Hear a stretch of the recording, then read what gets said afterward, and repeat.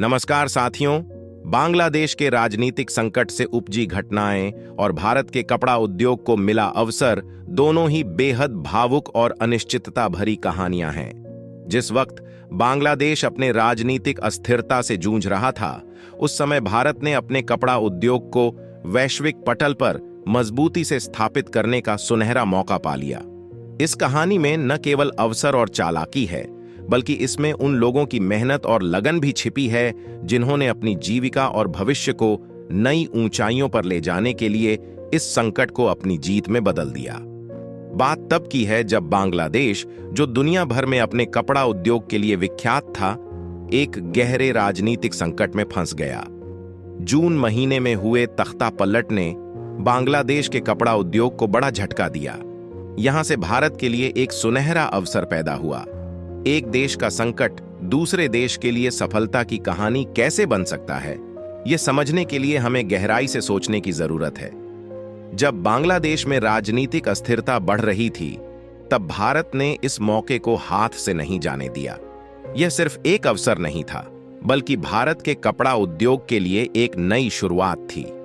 बांग्लादेश के संकट से उभरते हुए भारतीय परिधान उद्योग ने अंतर्राष्ट्रीय बाजार में अपनी जगह बनानी शुरू कर दी। यह कोई चमत्कार नहीं था, बल्कि भारतीय कपड़ा उद्योग की मजबूती और उसकी विशेषता का प्रमाण था।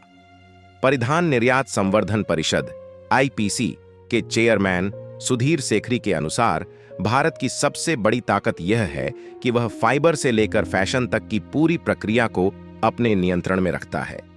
यह केवल हमारे संसाधनों और क्षमता की बात नहीं है, बल्कि हमारे पास देश की सबसे बड़ी पूंजी, हमारी युवा श्रम शक्ति है।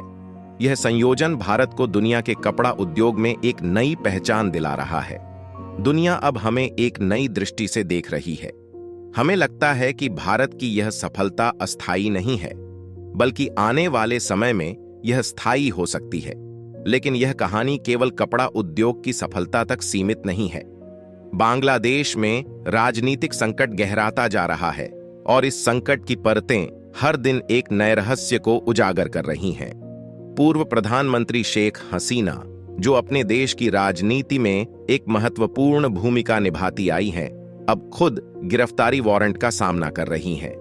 यह एक ऐसा वारंट है जिसे उनके खिलाफ उसी अंतर्राष्ट्रीय अपराध प्राधिकरण ने जारी किया है जिसे उन्होंने खुद 1971 के पाकिस्तान के नरसंहार में शामिल लोगों को सजा दिलाने के लिए स्थापित किया था।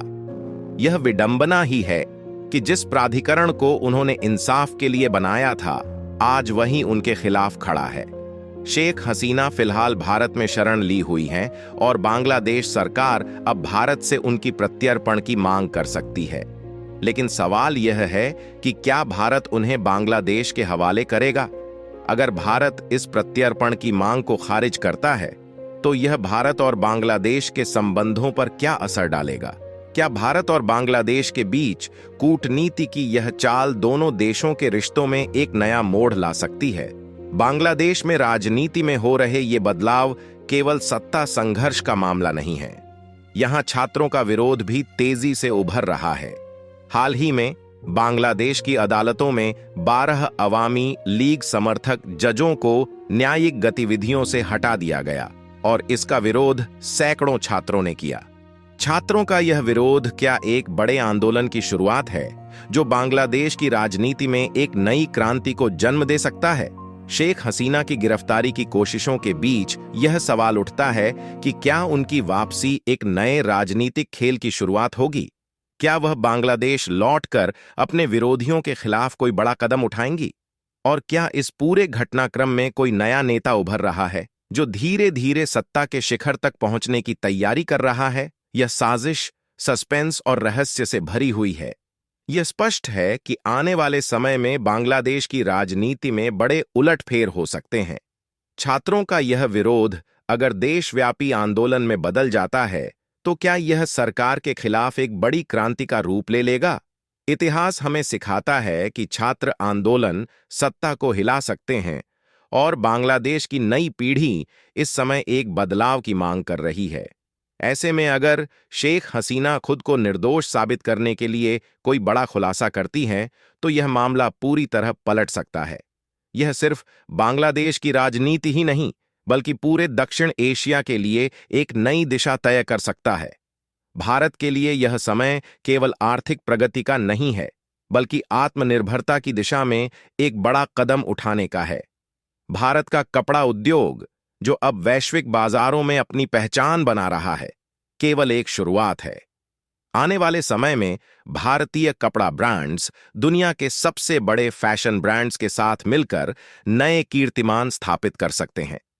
दुनिया अब भारत को एक नए नजरिए से देख रही है।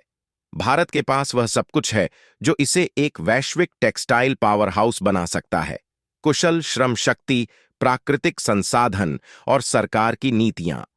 अगर भारत सही रणनीति अपनाता है तो यह न केवल बांग्लादेश और वियतनाम जैसे प्रमुख कपड़ा निर्यातकों को पीछे छोड़ सकता है, बल्कि आत्मनिर्भर भारत का सपना भी साकार कर सकता है।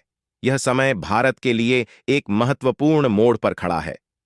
भारत ने बांग्लादेश के संकट से मिली इस अस्थायी बढ़त को स्थायी बनाने का हरसंभव प्रयास किया है।